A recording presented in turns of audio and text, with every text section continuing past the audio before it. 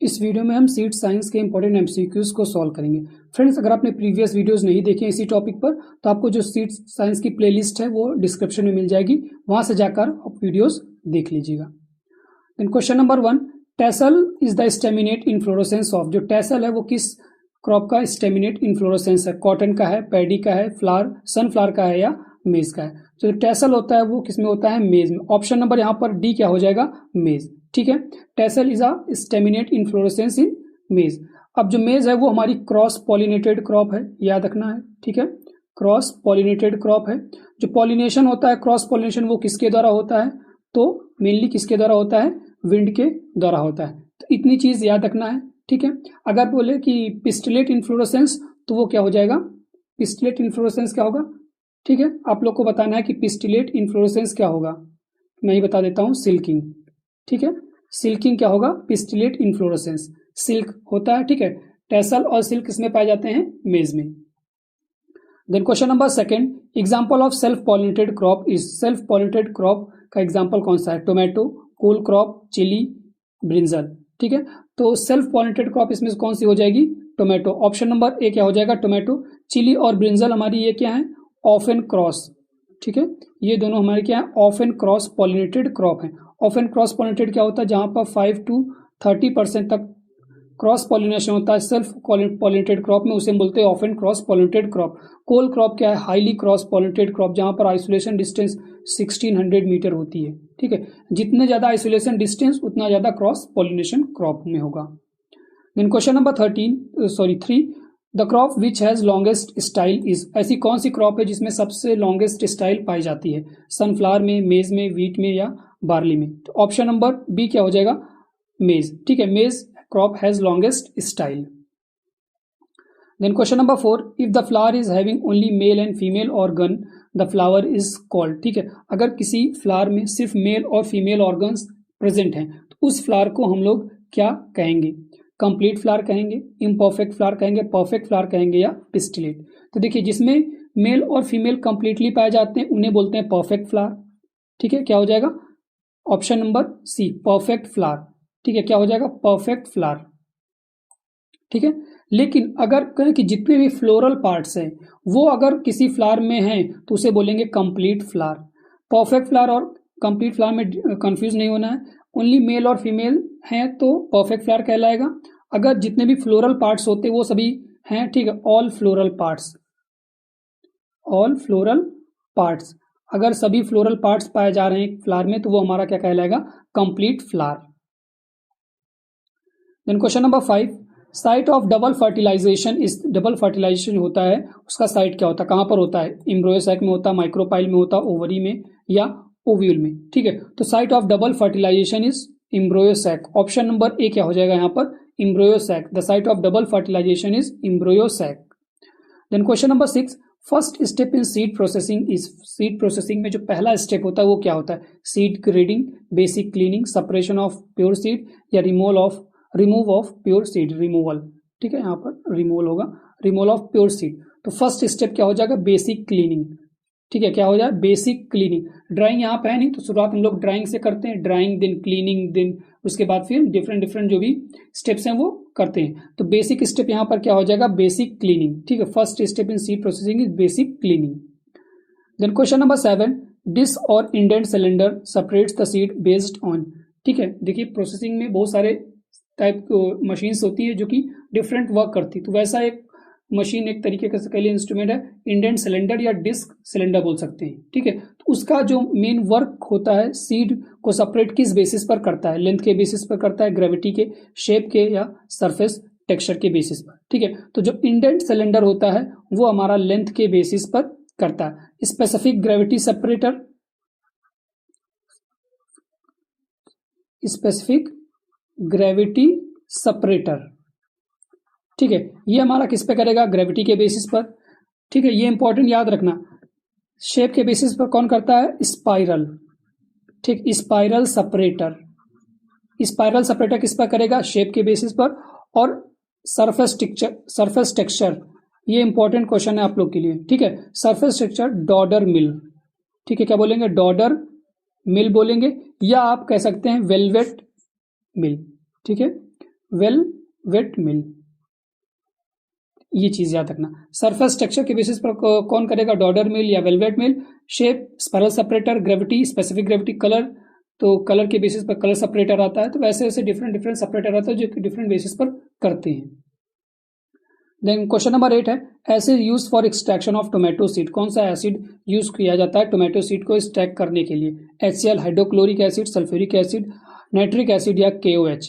ठीक है, तो ये हमारा एसिड तो है नहीं, बेस है ये, तो ये तो कट गया।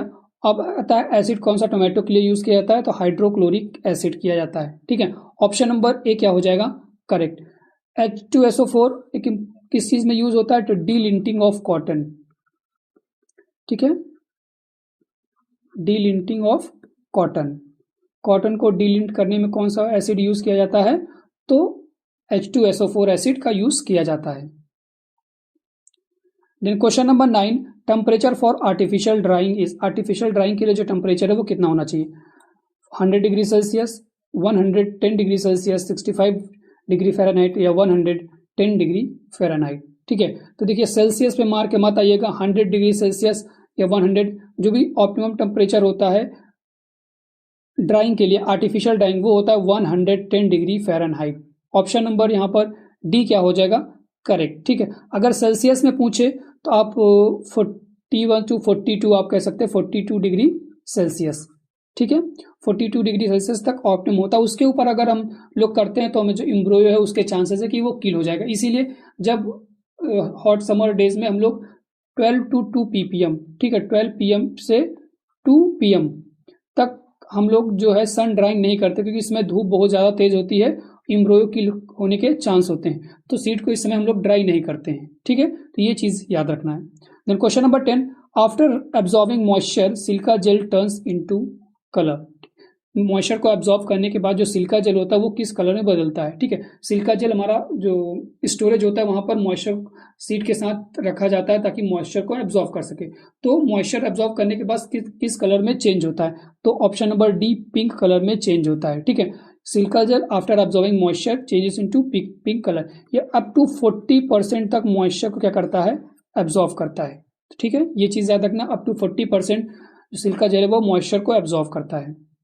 अपने वेट का मतलब जिसका जितना इसका वेट रहता है उसका 40 अप टू 40% ज्यादा वो मॉइस्चर एब्जॉर्ब करेगा। Then question number 11, impurity percentage in a seed lot is called, seed में जो इम्प्योरिटी परसेंटेज होती है उसे क्या बोलते हैं। ठीक है, ये क्वेश्चन आप लोग को कमेंट में बताना है कि इसका सही ऑप्शन क्या होगा। इंपॉर्टेंट क्वेश्चन भी है ये, याद रखिएगा, और एकदम इजी क्वेश्चन है, मोस्ट ऑफ द एग्जाम में पूछा गया है। मैंने पिछले जो वीडियोस बनाए हुए वहां पर भी मैंने ये क्वेश्चन बताया हुआ। तो इसका सही ऑप्शन क्या होगा आप लोग को बताना कि impurity percentage in a seed lot is called rejected seed, impurities, dockage या none of the above. Then question number 12, seed lot has how many parts, seed lot में कितने पार्ट्स होते हैं, 1, 2, 3 या 4। ठीक है, तो सीड लॉट में कितने पार्ट्स होते हैं, 4 पार्ट्स। ऑप्शन नंबर डी क्या हो जाएगा यहाँ पर, correct. Seed lot has 4 parts. कौन कौन से पार्ट्स होते हैं कभी हम एकदम डिस्क्रिप्टिव में पढ़ेंगे तो वहां पर देखेंगे, एक्सप्लेन करेंगे कौन कौन से पार्ट्स होते हैं सीड लॉट में। Then question number 13, pneumatic separator separates the seed on the basis of, जो न्यूमेटिक सेपरेटर होता है वो सीड को किस बेसिस पर सेपरेट करता है, टर्मिनल वेलोसिटी के बेसिस पर, सीड लेंथ के बेसिस पर, शेप के बेसिस पर या सीड के साइज के बेसिस पर। तो न्यूमेटिक सेपरेटर होता है ये हमारा वेलोसिटी पर रन करता है। ऑप्शन नंबर ए क्या हो जाएगा, टर्मिनल वेलोसिटी के बेसिस पर ये सीड को डिफरेंशिएट करता है, अलग करता है, सेपरेट करता है। लेंथ के बेसिस पर इंडेंट, सिलेंडर, शेप के बेसिस पर स्पाइरल सेपरेटर, डिफरेंट शेप के आते हैं जो कि सेपरेट करते हैं। Then question number 14, first seed testing station for seed testing was established in, ठीक है, पहला जो सीड टेस्टिंग स्टेशन है कहां पर एस्टेब्लिश किया गया था, इंग्लैंड में किया गया था, ऑस्ट्रेलिया में किया गया था, जर्मनी में या इंडिया में। ठीक है, ऑप्शन नंबर डी क्या हो, सॉरी सी क्या हो जाएगा, जर्मनी। ठीक है, option number C Germany, first seed testing station was established in Germany. Then question number 15, who is known as father of seed testing, कौन है जो कि फादर ऑफ सीड टेस्टिंग के नाम से जाने जाते हैं। ठीक है, इसमें एक चीज और याद रखिएगा, ईयर 1869 में। ठीक है, ये प्लेस का भी शायद नाम है थारैंड, THARANDT, थारैंड जर्मनी। ठीक है, यहां पर स्टेब्लिश किया गया था। देन क्वेश्चन नंबर 15 है, who is known as father of seed testing, father of seed testing के नाम से कौन जाने जाते हैं, F Nobbe, Frederick Nobbe, Paul Neergaard, R H Robert या लेकॉन, ठीक है। तो who is known as father of seed testing कौन है? Option number A Frederick Nobbe, ठीक है। फ्रेडरिक नोबे कौन है? Father of seed testing. अगर पूछे फादर ऑफ सीड टेक्नोलॉजी तब क्या बताएंगे? रॉबर्ट फ्रेले, ठीक है। ये फादर ऑफ सीड टेस्टिंग है, sorry father of seed technology. Seed testing कौन है? Frederick Nobbe. Father of seed pathology तो पॉल नीरगार्ड, ठीक है। ये क्या है? किसके हैं? पैथोलॉजी के, ठीक है। किसके हैं? पैथोलॉजी के। अगर पूछे father of seed testing in India, father of seed in seed and seed science and technology in India, ठीक है। सीड साइंस और टेक्नोलॉजी के इंडिया में कौन है? तो बी आर बरवाले, ठीक है। B R Barwale. Father of seed technology Robert Fraley. Father of seed technology in India B R Barwale, ठीक है। Then father of seed testing Frederick Nobbe. Father of seed pathology Paul Neergaard. ये चार चीजें याद रखनी है। Then question number 16, the handbook on seed testing was written by. Handbook है seed testing की, किसके द्वारा लिखी गई है? Frederick Nobbe, Paul Neergaard, H Robert या लेकॉन के द्वारा, ठीक है। तो ये भी Friedrich Nobbe. Option number A यहाँ पर क्या हो जाएगा? फादर ऑफ जो सीड टेस्टिंग है वो किसके द्वारा लिखी गई है? फादर ऑफ सीड टेस्टिंग के द्वारा, ठीक है। जो बुक है उनके द्वारा लिखी गई है, Frederick Nobbe. Then question number 17, central seed testing laboratory situated at. जो सेंट्रल सीड टेस्टिंग लेबोरेटरी है वो कहाँ पर सिचुएटेड है? मुंबई, चेन्नई, दिल्ली या वाराणसी। दिल्ली मत मार के आइएगा, ये कहाँ पर है? वाराणसी। ऑप्शन नंबर डी क्या हो जाएगा? करेक्ट, ठीक है। सेंट्रल सीड टेस्टिंग लेबोरेटरी कहाँ पर लोकेटेड है? वाराणसी में। स्टेब्लिश कब हुई थी? 2006 में, ठीक। याद रखना है ईयर, किस ईयर में स्टेब्लिश हुई थी। Then question number 18, in India first seed testing station was started in the year. India में जो पहला सीड टेस्टिंग स्टेशन है किस ईयर में स्टार्ट हुआ था? 52 में, 1961, 1969 या 1999। ऑप्शन नंबर बी क्या हो जाएगा? 1961 में first seed testing was started in year 1961। Then question number 19, national seed corporation was established in the year. जो नेशनल सीड कॉर्पोरेशन है वो किस ईयर में एस्टेब्लिश्ड हुआ? 1963 में, 1961, 66, 65 या 1999। तो यहाँ पर ऑप्शन नंबर ए क्या हो जाएगा? 1963। National seed corporation, NSC short form में बोलते हैं, एनएससी। कब एस्टेब्लिश्ड हुआ? 1963 में, ठीक है। Then question number 20, colour of seed lot certificate is. Seed lot certificate का जो कलर होता है वो क्या है? ऑरेंज सर्टिफिकेट, ग्रीन, ब्लू या बोथ ए एंड बी, ठीक है। तो देखिए जो सीड पहले बता देता हूँ, सीड सैंपल का जो होता है वो ब्लू होता है, ऑरेंज और ग्रीन ये हमारा सीड लॉट सर्टिफिकेट का कलर होता है, ठीक है।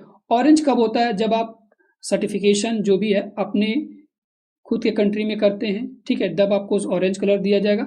लेकिन अगर आपका सर्टिफिकेशन जो भी सीड लॉट का है वो दूसरे कंट्री में हो रहा है, देन आपको ग्रीन दिया जाएगा। तो दोनों कलर आप क्या रहोगे? अगर कभी एग्जाम में आए ग्रीन नहीं रहे तो ऑरेंज रहे तो ऑरेंज लगा के आइएगा, बोथ ए एंड बी रहेगा तब आप बोथ ए बी लगाइएगा। अगर ऑरेंज ग्रीन और दोनों दिया है ऑप्शन में लेकिन बोथ ए बी नहीं है, देन आप वहां पर ऑरेंज कलर करके आइएगा, ठीक है। तो याद रखना है सीड लॉट सर्टिफिकेट का कलर ऑरेंज और ग्रीन दोनों होता है। तो यहाँ पर ऑप्शन नंबर डी क्या हो जाएगा?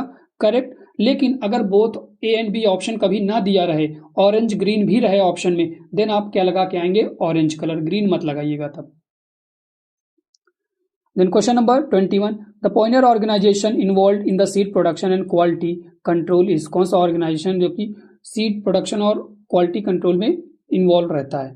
NSC, national seed corporation. Option number C क्या हो जाएगा यहाँ पर? Correct. Then question number 22, seed act has how many section. जो सीड एक्ट में कितने सेक्शंस होते हैं? 25 सेक्शंस होते हैं, 50, 22 या 20। तो सीड एक्ट में 25 सेक्शंस एंड 11 पार्ट्स, ठीक है, 11 पार्ट्स होते हैं, ये चीज याद रखना है। Seed act has 25 section and 11 part. अब पूछा कि सीड एक्ट इनैक्ट कब हुआ? तो 1966 में, ठीक है, 29 दिसंबर 1966 में इनैक्ट हुआ। कब से इंप्लीमेंट हुआ? तो 2 अक्टूबर 1969 से ये क्या हुआ?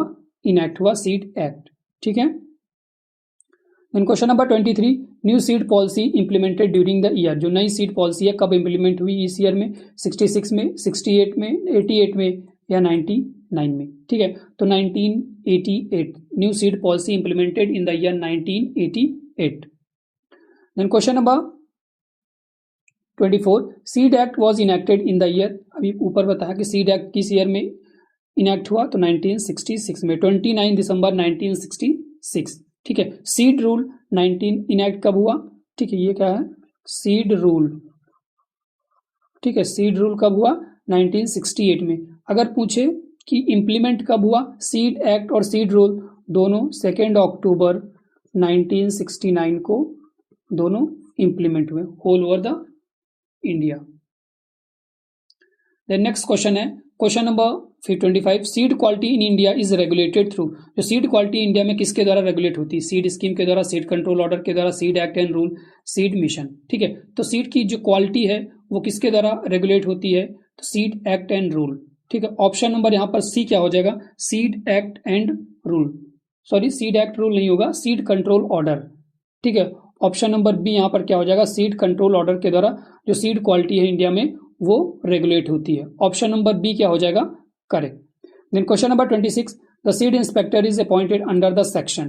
देखिए सीड एक्ट सेक्शन में कुछ, सभी सेक्शन नहीं पूछता एग्जाम में, कुछ ऐसे इंपॉर्टेंट सेक्शंस हैं जो कि पूछता है, तो वो मैं आपको बताऊंगा, उनको याद रखना है कि कौन कौन से सेक्शन है जो कि एग्जाम में पूछे जाते हैं। ठीक है, तो सीड इंस्पेक्टर कौन से सेक्शन के अंदर अपॉइंट होता है, तो यहाँ पर section 13।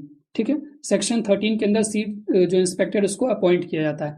Power of seed inspector किसमें पूछ हैं, ठीक है, तो नेक्स्ट क्वेश्चन है, तो नेक्स्ट क्वेश्चन बता देंगे पावर ऑफ सीड इंस्पेक्टर किसमें। सेक्शन 12 के अंदर कौन है, सीड एनालिस्ट। ठीक है, सेक्शन 12 के अंदर कौन है, seed analyst. Seed certification board किसमें है, सेक्शन 8 में। ठीक है, सीड सर्टिफिकेशन बोर्ड। ठीक है, सीड सर्टिफिकेशन बोर्ड किसमें है, सेक्शन 8 में। और मोस्ट इंपॉर्टेंट जो है आपका वो 5 है।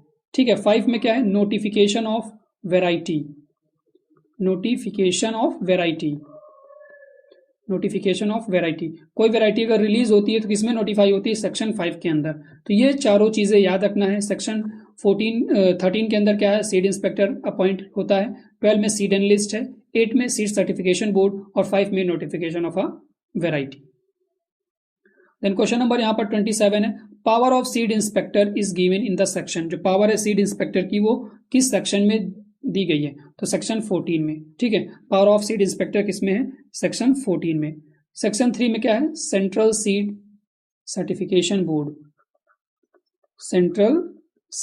सीड कमेटी है। ठीक है, जल्दबाजी में गड़बड़ हो जाता है, तो 3 में क्या है, सेंट्रल सीड कमेटी किसमें है, सेक्शन 3 में। ठीक है, जो भी लेबोरेटरी या सेंट्रल एंड स्टेट लेबोरेटरी वो किसमें है, सेक्शन 4 में। ठीक है, सेक्शन 4 में क्या है, central and seed laboratory. Then question number 28, the seed certification is dash and labelling is dash. Important question है, अगर आप सीड पढ़ रहे हैं, सीड एक्ट पढ़ रहे हैं, तो वहां पे इंपॉर्टेंट है। ठीक है, द सीड सर्टिफिकेशन, इंडिया में जो सीड सर्टिफिकेशन है वो कंपलसरी है या वॉलंटरी है, ये क्वेश्चन आपसे पूछा गया। ठीक है, तो इंडिया में जो सीड सर्टिफिकेशन है वो हमारा वॉलंटरी है, बट लेबलिंग इज कंपलसरी। ठीक है, सर्टिफिकेशन वॉलंटरी है, आप कराना चाहते हैं नहीं कराइए, लेकिन जो लेबलिंग होती है वो वॉलंटरी होती है, सॉरी कंपलसरी होती है। ठीक है, मीन्स अगर जो भी टीएफ सीड्स आती हैं वहां पर सर्टिफिकेशन नहीं होता है, वहां पर लेबलिंग करके, प्रॉपर लेबलिंग, जो भी सीड स्टैंडर्ड है, कितना जर्मिनेशन है, प्योरिटी परसेंटेज है, लेबल करके आप सीड को सेल कर सकते हैं। तो ऑप्शन नंबर यहाँ पर बी क्या हो जाएगा, seed certification is voluntary but labelling is compulsory.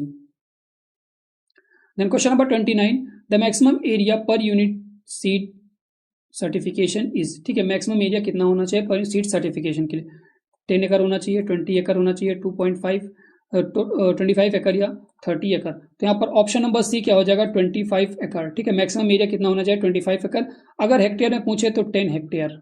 ठीक है, एरिया अगर एकड़ में 25 एकड़, हेक्टेयर में 10 hectare. Then question number 30, Pearson square law is used is for. जो पियर्सन स्क्वायर लॉ है किसके लिए, सीड ब्लेंडिंग के लिए, क्वालिटी के लिए, डिवाइडिंग के लिए या मिक्सिंग के लिए। ठीक है, तो पियर्सन स्क्वायर लॉ किसके लिए है, सीड ब्लेंडिंग। ऑप्शन नंबर यहाँ पर ए क्या हो जाएगा, सीड ब्लेंडिंग। सीड ब्लेंडिंग क्या होती है, थोड़ा उसकी लो क्वालिटी सीड और हाई क्वालिटी सीड को आप मिक्स करके ब्लेंड कर देते हैं, ताकि एक जो भी एक अच्छे दाम में उसको बेचा सके प्राइस में, ठीक है। तो वही हमारा सीड ब्लेंडिंग होता है। तो पियर्सन स्क्वायर लॉ किसमें होता है, सीड किसके लिए रिस्पॉन्सिबल होता है, सीड ब्लेंडिंग के लिए, ठीक है। तो फ्रेंड्स इस वीडियो में इतना ही, अगले वीडियो में फिर मिलेंगे एक नए टॉपिक के साथ।